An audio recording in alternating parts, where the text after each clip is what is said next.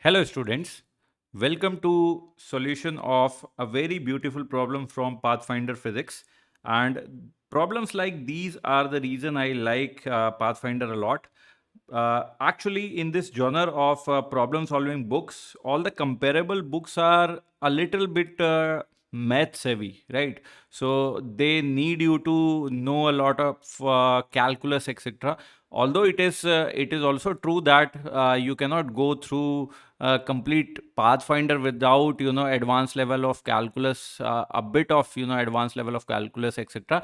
But many of the problems from this book are not math heavy at all they require you to know your basic concepts well.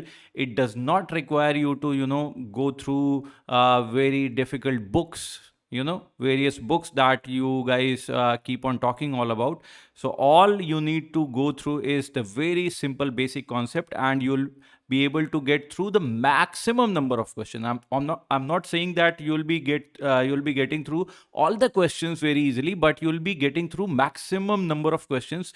And believe me, uh, just doing those are more important than knowing novel methods which are very maths heavy, right? So now let me not rant about it a lot more than that I already did, and let me go to the solution of this problem.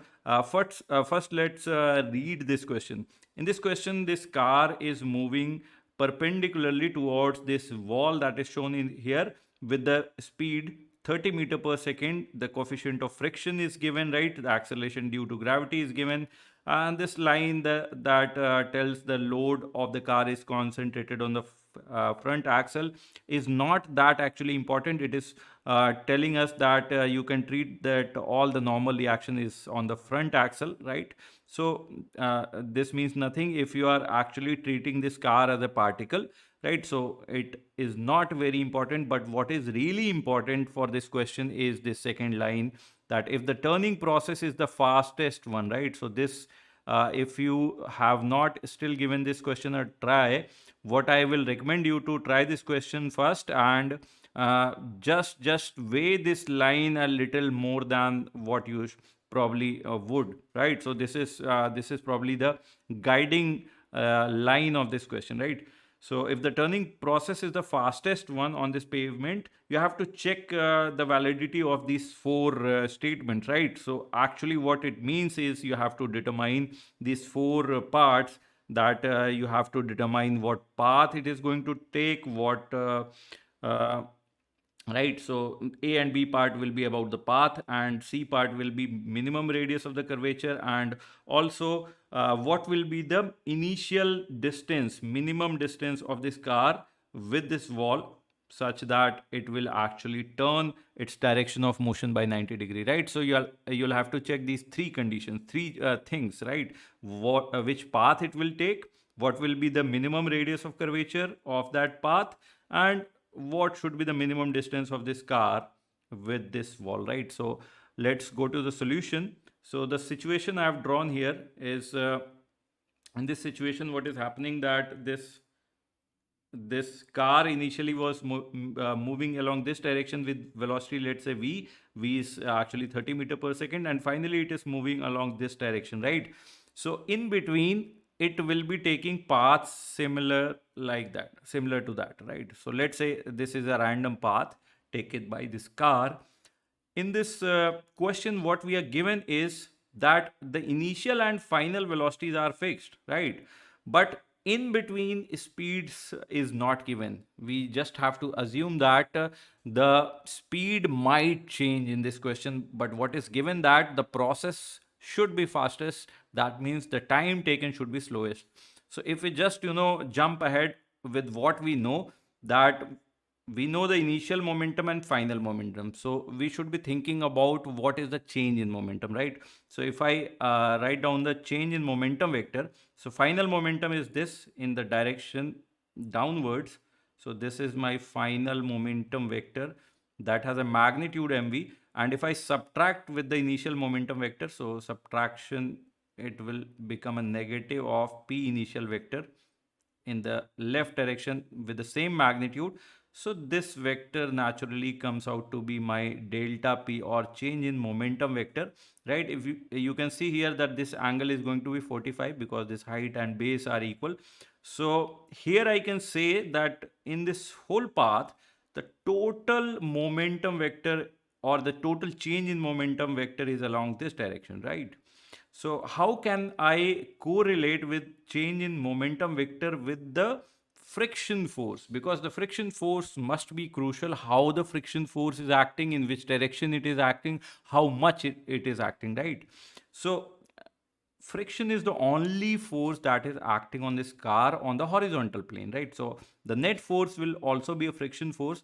So if I just want to make any relationship between the change in momentum and the only force vector, you already would have guessed it, the only option I've got is the impulse momentum theorem, which tells me that total change in momentum delta p vector will be equal to net force, which in this case is friction force only, f dt integration, right? So now here, what will be the direction and magnitude of the friction force going to be? Let's say at any particular instant when this car was at this position, let's say friction is acting along this direction, making some angle with this line along which the net force is going to be, right? So let's say this is making angle theta. What we want, that we have to achieve this delta p vector, which we cannot change, right? So this is already given in this question. The delta p vector is how much it is going to be and in which direction it is going to be. What is in our hands is this part here, right? And we want this whole process to be in the shortest time, right? So we want this t quantity to be taking the minimum amount, right? So of course this f value has to be, maximum. So first it should have a maximum magnitude. So friction must always be acting with the maximum value, right? So with the limiting value. And also the change in momentum vector is along this direction. So of course the force vector should also be in the same direction. So this should be the direction of friction force all the time. Otherwise only its one component will be working to change the momentum along this net force, right? So we want all the force to be remaining in the same direction all the time. Otherwise the time taken will be more than in this case that is shown, right? So now we have logically concluded that the friction force must be maximum, that means the limiting friction, and it must be acting along this direction, right, making 45-degree with the wall and this. So now from this logic we can say that this car is actually moving under the action of a uniform force. And whenever we say that a particle is moving and under the action of a uniform force, we can always say that the motion is going to be a projectile motion, unless the velocity direction and force directions are parallel, right? So in this case we already know that this initial velocity is making 45-degree angle with this f vector, right? So this initial velocity line is also making 45-degree. So this is an oblique angle. So the motion is going to be a lot like a projectile motion, right? So let me erase all of that f vectors, right? So now we have understood that. Let us make some space here, clean this space off, right? So now we can conclude that from this position to this position, what is actually happening is a projectile motion, right? And this projectile was thrown with velocity v, making angle 45-degree. And since here it is also angle 45, just looking at the symmetry, you can say that the angle must be 45 on both hand side, because the friction force is perpendicular to this line here, right? So just from the arguments of symmetry we can say that these two angles will be same. That means if you just rotate this situation by 45-degree in the anti-clockwise direction, you will be getting situation something like that, right? So what you are doing is projecting this particle with the 45-degree angle. It is again coming back to making 45-degree angle. That means it has traveled the whole horizontal part that we used to do right? So this length will be actually comparable to horizontal range, and actually in this direction, whatever the acceleration of the particle,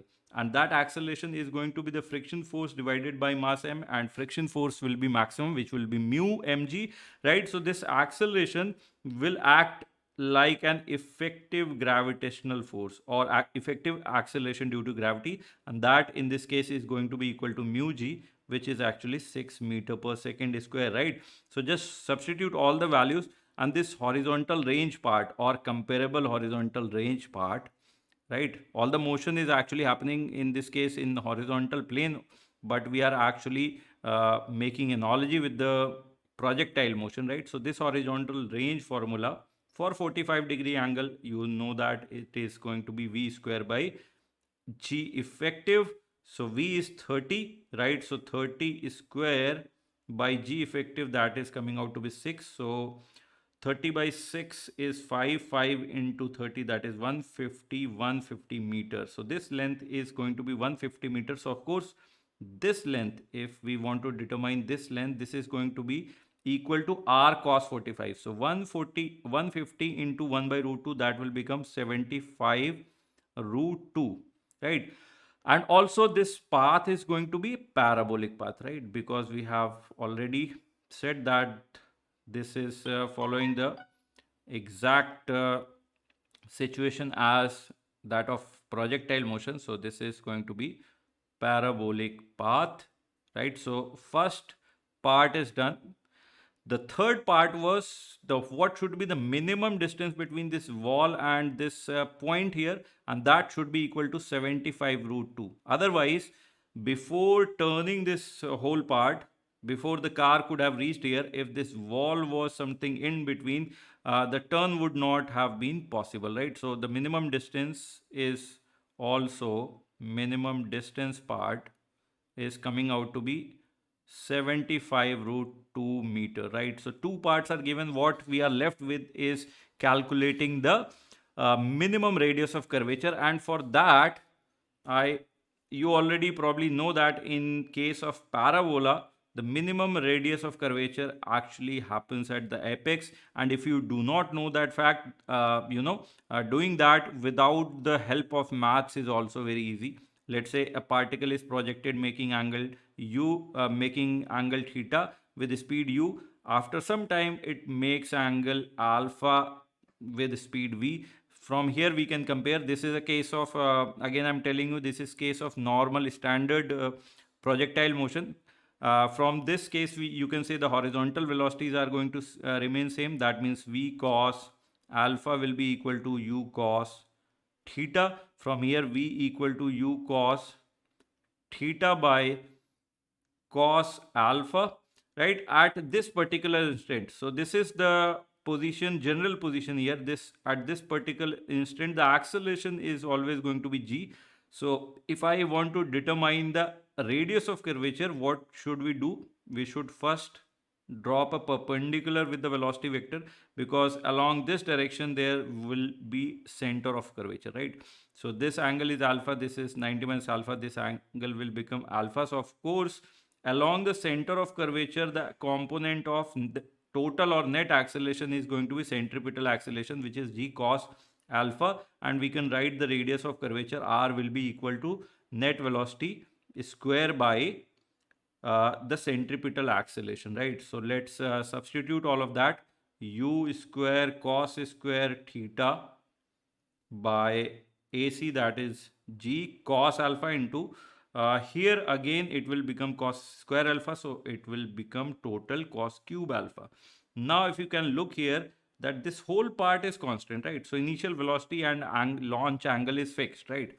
So what we had to determine, at which position the radius of curvature is going to be minimum. So of course, for the minimum value, the denominator must be maximum, right? So for that, alpha must be 0, right? So at the topmost position, right? So in this case, in the comparable case that we are dealing with here, at the topmost position, the velocity will be making angle 45 degree with this particular situation. And by applying the same principle, that the net force is actually along this direction, so along this direction the velocity will remain constant. That means V, which is 30, cos 45 1 by root 2 will be equal to velocity at this point, let's say V dash, right? So V dash is going to be equal to 15 root 2, and acceleration is actually in this direction, that is equal to 6, right? So they are already making 90-degree with each other. So radius of curvature, or minimum radius of curvature in this case,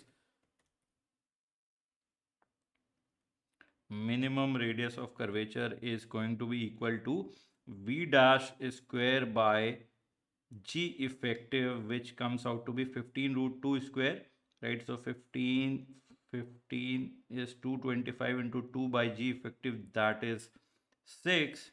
So 3, here it comes out to be 75 meter, right? So all the parts are solved. Thank you very much. And if you like this video, please share it with your friends. Thank you.